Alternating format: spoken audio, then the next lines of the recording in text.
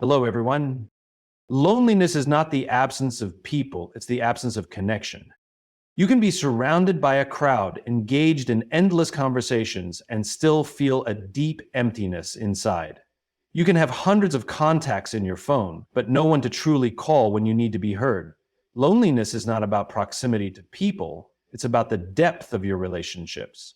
It's about whether you feel understood, valued, and seen. Many believe that adding more people to their lives will solve their loneliness, but that's rarely the case. We live in an era of hyperconnectivity, where messages are instant, notifications never stop, and social media creates the illusion of interaction. And yet, loneliness is at an all-time high. This proves that the presence of people alone does not equate to connection. Real connection is something deeper. It's feeling emotionally and mentally in sync with another person, knowing that someone truly understands you beyond the surface level.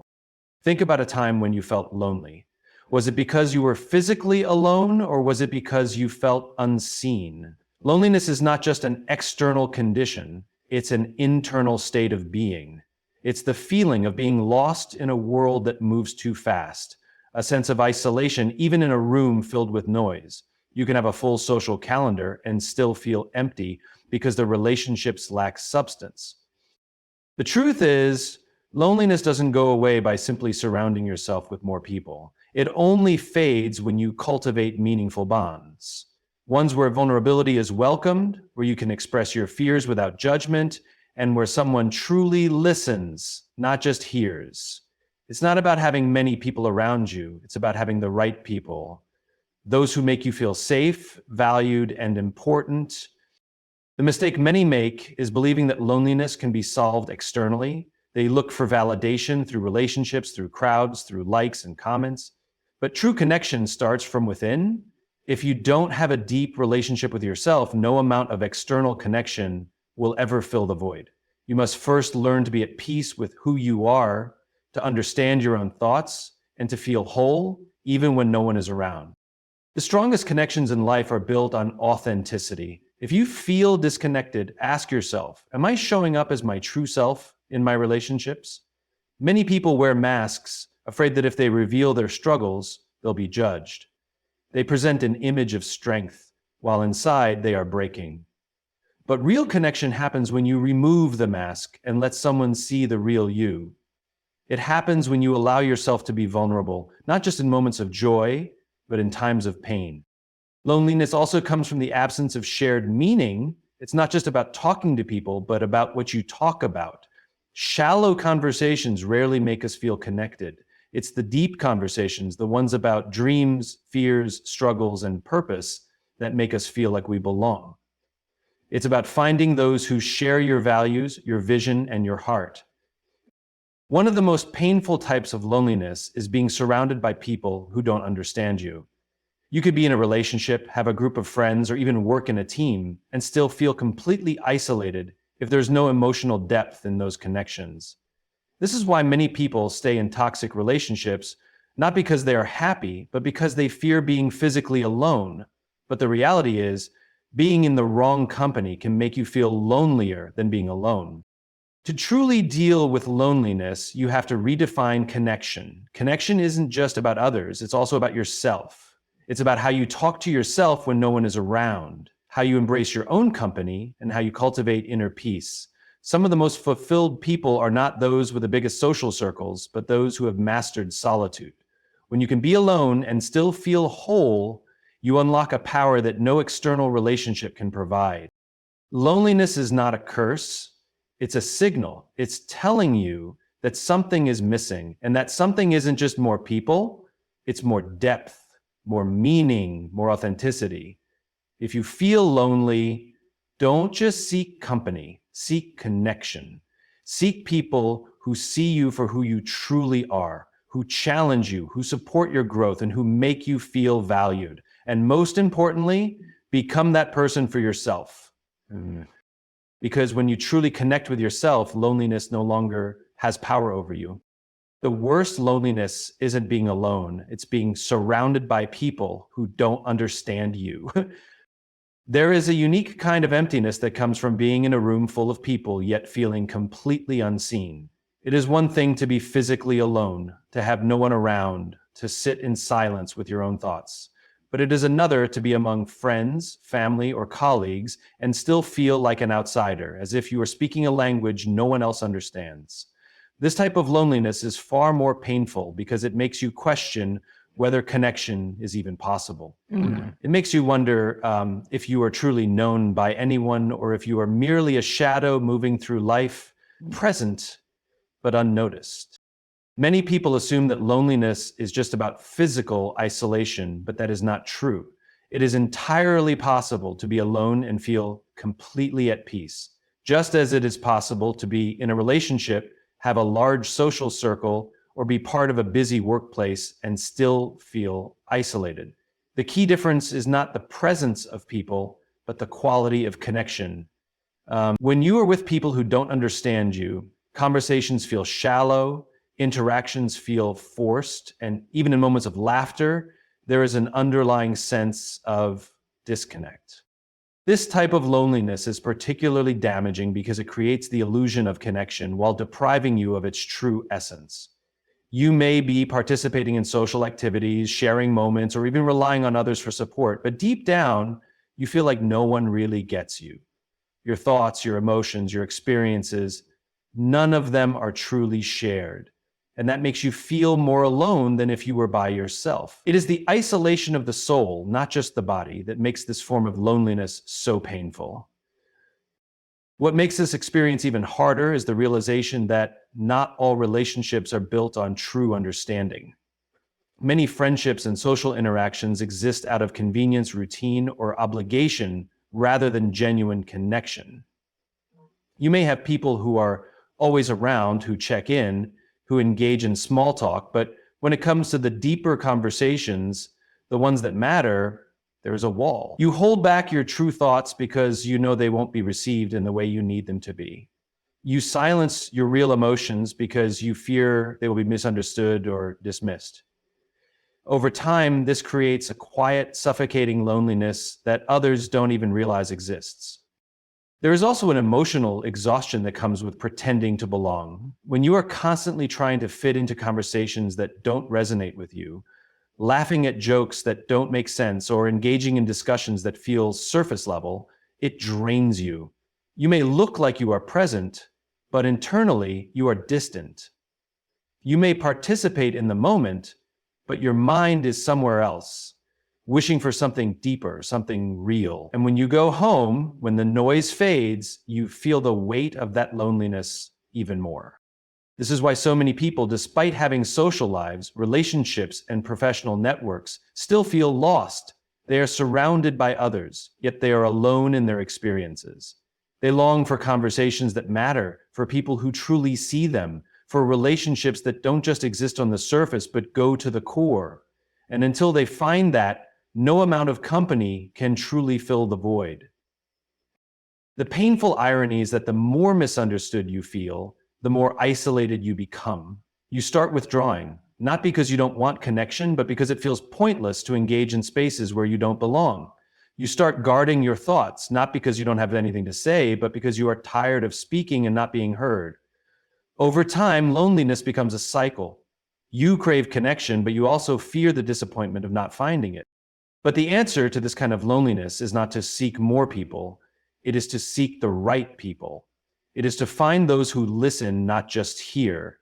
Those who value depth, not just presence. Those who make you feel seen, even in silence.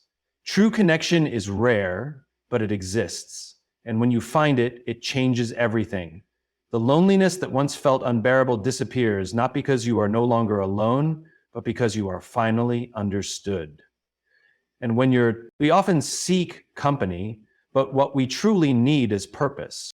It is a natural instinct to reach for companionship when we feel lost, isolated, or uncertain.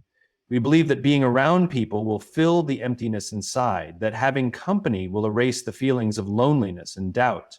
But what many fail to realize is that loneliness is not always a result of being alone. It is often a symptom of a deeper void, a lack of direction, a lack of life without true meaning. There is a reason why so many people can be surrounded by friends, engaged in conversations, and still feel disconnected. It is because their external world is full, but their internal world is empty. They have people to talk to, places to go, and activities to do, yet there is still a lingering question in the back of their minds: why am I here? What am I meant to do? Without an answer to that, no amount of company can truly satisfy the soul. Purpose is what gives life meaning. It is what turns routine into fulfillment, what transforms loneliness into solitude, and what makes even the most difficult days feel worthwhile. When you have purpose, you don't rely on external validation to feel complete. You don't seek out people just to distract yourself from your own emptiness. Instead, you become driven by something greater than momentary comfort. You become fueled by a mission, a reason to wake up every day and keep going. Many people chase relationships, friendships, and social interactions as a way to fill the void, only to realize that these things, when pursued for the wrong reasons, can never bring lasting fulfillment.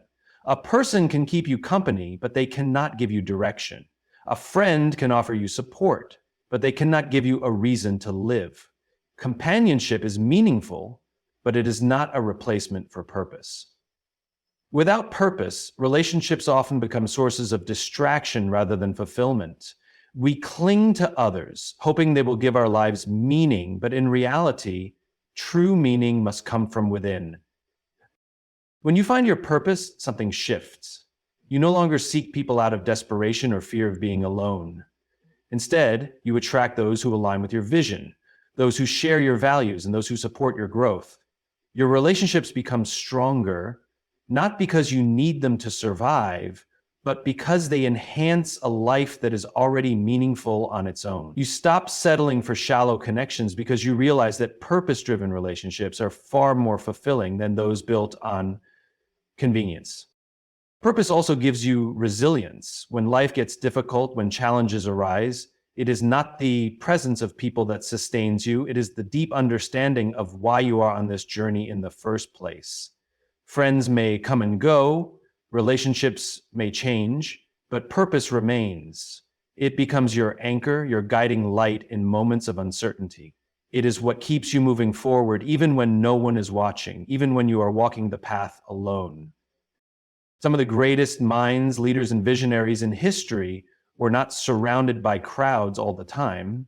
In fact, many of them experienced seasons of isolation, seasons where they had to walk alone, to think deeply, to refine their vision. But they did not fear solitude because they had purpose. They understood that true fulfillment does not come from constant social interaction, but from the pursuit of something greater than themselves. This is why some people, despite having everything, friends, family, financial stability, still feel empty. They have what society tells them they need to be happy, yet something is missing. That missing piece is often purpose. Without it, even the best relationships feel incomplete. And even the most comfortable life feels unfulfilling. But when you have purpose, even in solitude, you feel whole. Seeking company is natural, and relationships are important, but they are not a substitute for purpose. If you ever feel empty, lost, or disconnected, don't just look for people, look for meaning. Ask yourself, what am I here to do? What impact do I want to make? What legacy do I want to leave behind? When you find the answers to these questions, everything changes. You no longer feel like you are wandering through life hoping that someone else will complete you. Instead, you walk with clarity, knowing that your fulfillment comes from the mission you are pursuing. True connection is valuable, but purpose is what makes life worth living. And when you find that purpose, loneliness fades, not because you are never alone, but because even in solitude, you are never lost. Solitude can be a prison or a power. It depends on how you use it. For some, solitude is a painful experience, a space filled with silence that feels suffocating. It is a place where thoughts become overwhelming, regrets grow louder, and the weight of loneliness settles in like an unwelcome guest. They see solitude as isolation, as evidence that they are disconnected from the world, forgotten, or unworthy of companionship. They count the minutes, waiting for someone to fill the silence, to distract them from their own thoughts, to remind them that they are not alone. But for others, solitude is a source of immense strength. It is not a prison, it is a sanctuary. It is a place of self-discovery, of mental clarity, of transformation. It is the space where creativity thrives, where ideas are born, and where one finds the courage to confront the deepest parts of themselves. These individuals do not fear solitude, they embrace it. They use it as a tool for growth, a period of refinement, a season of preparation. Instead of seeking to escape the silence, they use it to listen to their thoughts, to their intuition, to the voice within that is often drowned out by the noise of the world. The difference between these two perspectives is not in the solitude itself, but in how it is approached.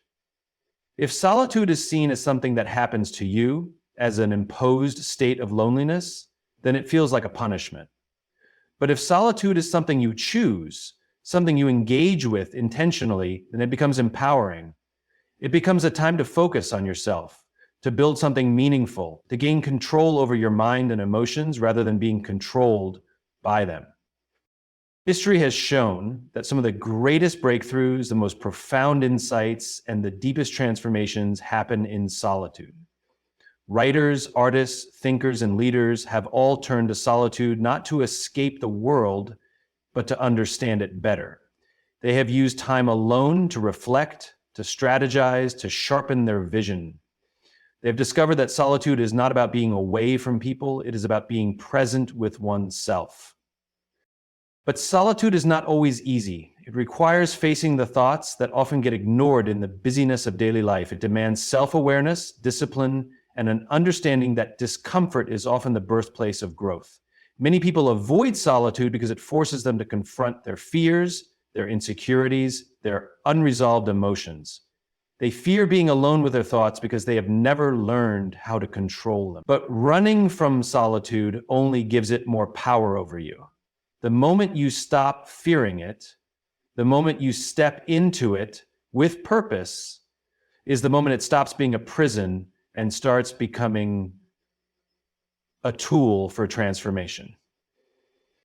It is in solitude that clarity is found. It is where you learn what truly matters, free from the distractions of outside opinions and expectations. It is where you gain control over your emotions instead of being swayed by the noise of the world.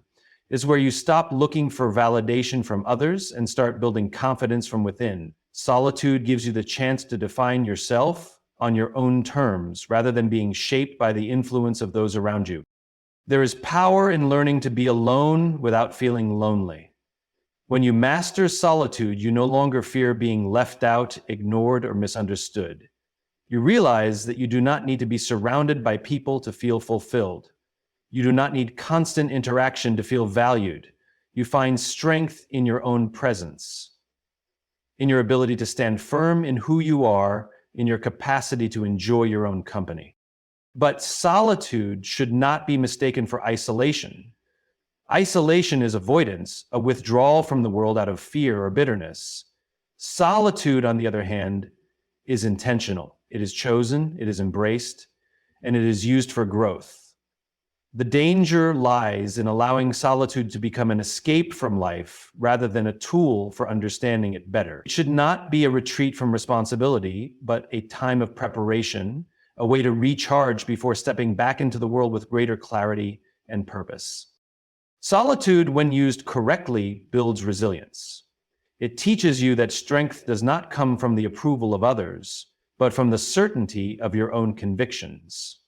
It allows you to filter out what is unnecessary, to hear your own voice more clearly, and to move through life with confidence, knowing that you are not dependent on external factors for your peace.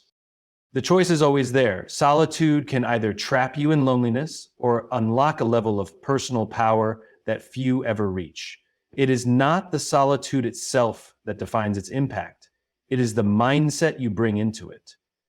When you see solitude as an opportunity rather than a punishment, it stops being something to endure and starts becoming something to embrace. And once you embrace it, you will realize that the strongest people are not those who avoid solitude, but those who have mastered it. The way we talk to ourselves when we are alone shapes how we connect with others. Every interaction we have with the world begins within us. Long before we speak to another person, before we form relationships or express emotions, there is an inner dialogue taking place. This dialogue, often unnoticed and unfiltered, becomes the foundation of our confidence, our self-worth, and ultimately, our ability to connect with others. When we are alone, away from distractions, away from the expectations of society, that inner voice grows louder. It tells us stories about who we are, what we are capable of, and how the world perceives us. For some, this voice is kind, encouraging, and full of belief. For others, it is harsh, filled with self-doubt, criticism, and fear. This voice does not remain confined to solitude. It follows us into every conversation, every relationship, every interaction. It dictates how we interpret the words of others, how we respond to challenges, and how deeply we allow ourselves to connect. If your inner voice constantly tells you that you are not good enough, that you are unworthy of love, that you will never succeed, then no amount of external validation will ever feel real. Compliments will feel like lies. Encouragement will seem temporary. Love will feel conditional. No matter how much someone else sees your value, if you do not believe in it yourself, their words will not change the way you feel. Your ability to receive love is directly tied to how you speak to yourself when no one is listening. On the other hand, when your inner dialogue is filled with self-acceptance, self-respect, and self-trust, your interactions with others become richer, deeper, and more meaningful. You no longer enter relationships seeking to be completed by someone else. You enter them as a whole person, capable of giving and receiving love without fear. You do not rely on others to fill the void of insecurity because you have already built a foundation of inner strength. You are not afraid of rejection because your worth is not dependent on external approval.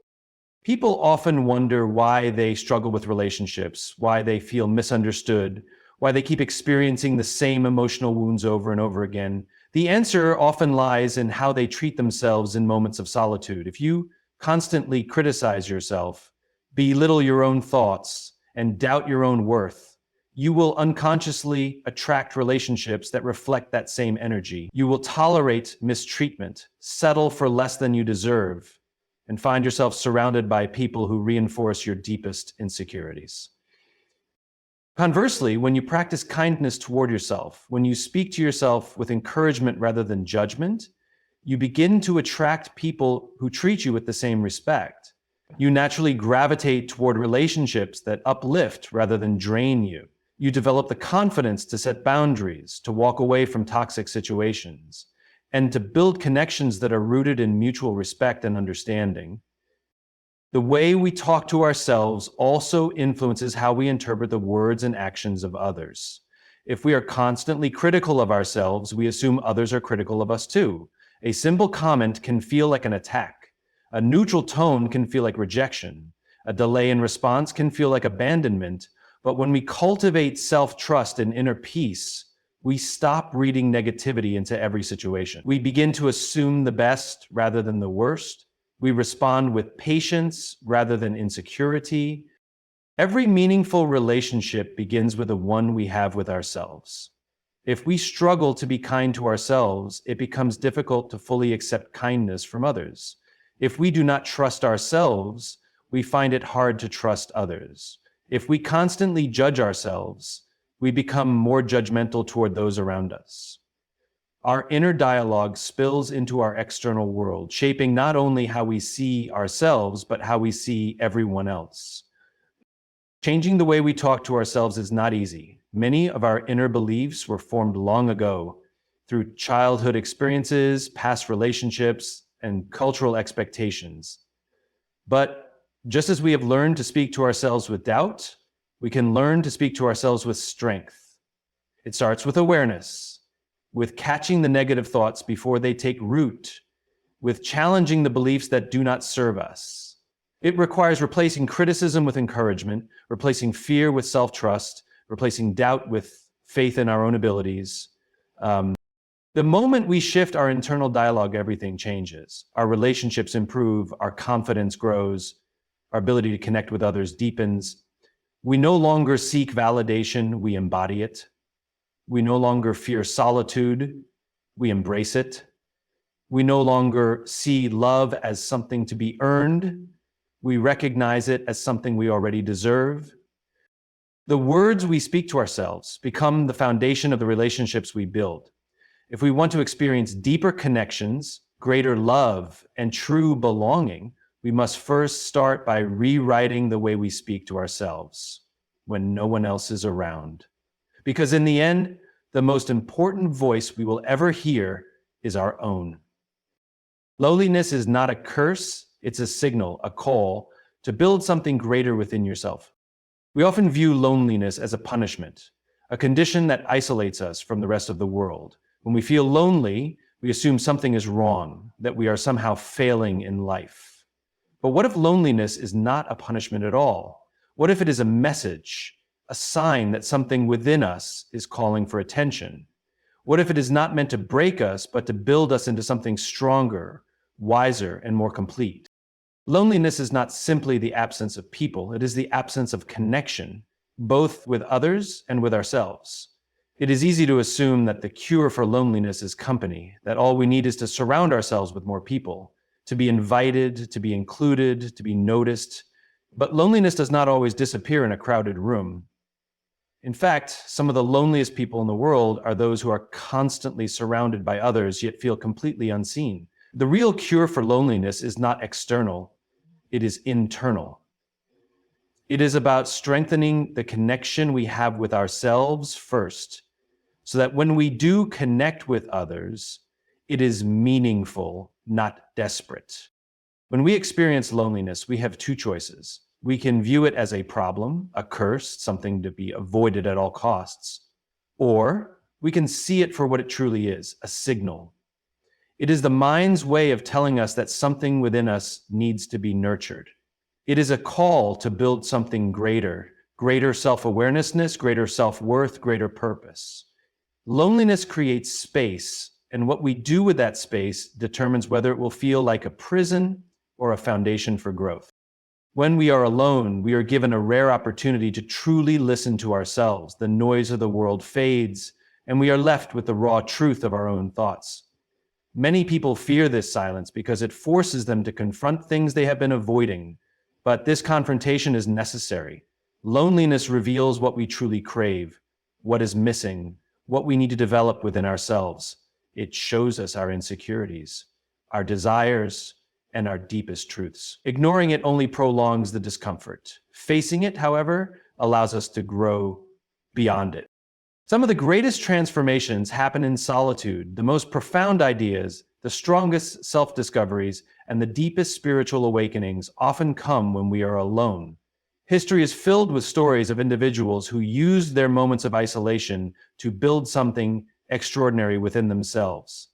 Philosophers, artists, inventors, leaders, they did not see loneliness as an enemy, they saw it as a tool. They used it to refine their thoughts, to develop their skills, to connect with something greater than themselves. They emerged from their solitude not weaker, but stronger, with something valuable to share with the world. When we change the way we see loneliness, we change the way we respond to it. Instead of running from it, we can embrace it as a teacher. Instead of numbing it with distractions, we can use it as an opportunity to develop our minds, our skills, and our purpose. The space that loneliness creates can be filled with growth, learning something new, developing self-discipline, strengthening mental resilience, or deepening spiritual understanding. It can be the catalyst for discovering what truly fulfills us beyond just social interaction. Loneliness also teaches us the value of genuine connection. When we experience solitude, we begin to recognize which relationships truly nourish us and which ones only provide temporary relief from discomfort. It helps us differentiate between connections that are authentic and those that are built on convenience or fear of being alone. When we finally step back into relationships after embracing solitude, we do so with greater clarity, choosing connections that align with our values and bring true fulfillment rather than just surface-level company. We live in a world that often glorifies constant connection. Social media, entertainment, and endless communication give the illusion that we are always connected, yet many still feel deeply alone. This is because true connection does not come from constant external noise. It comes from internal alignment. When we are disconnected from ourselves, no amount of external validation can fill the void. But when we build something greater within, when we strengthen our relationship with ourselves, we become whole on our own. And when we do connect with others, we do so from a place of abundance rather than need. Loneliness is not something to be feared. It is a call to action. It is life's way of telling us to invest in ourselves, to develop the parts of us that need attention, to build a foundation so strong that we never feel lost, even in solitude. It is not a sign that something is wrong with us. It is a sign that something is ready to grow within us. The question is, will we run from it, or will we answer the call? Loneliness is not a curse, but a signal, a call to build something greater within yourself. It is not meant to break you, but to shape you, to strengthen your connection with yourself, and to prepare you for deeper, more meaningful relationships. True fulfillment does not come from merely seeking company, but from cultivating purpose, self-awareness, and inner strength. When you embrace solitude, you transform it into a tool for growth rather than a prison of isolation. The way you respond to loneliness determines whether it will hold you back or propel you forward. Use it to refine your thoughts, to build resilience, and to align yourself with what truly matters. When you do, you will no longer fear being alone. You will find power in it. And when you step back into the world, you will do so with confidence, clarity, and purpose. Thank you for listening.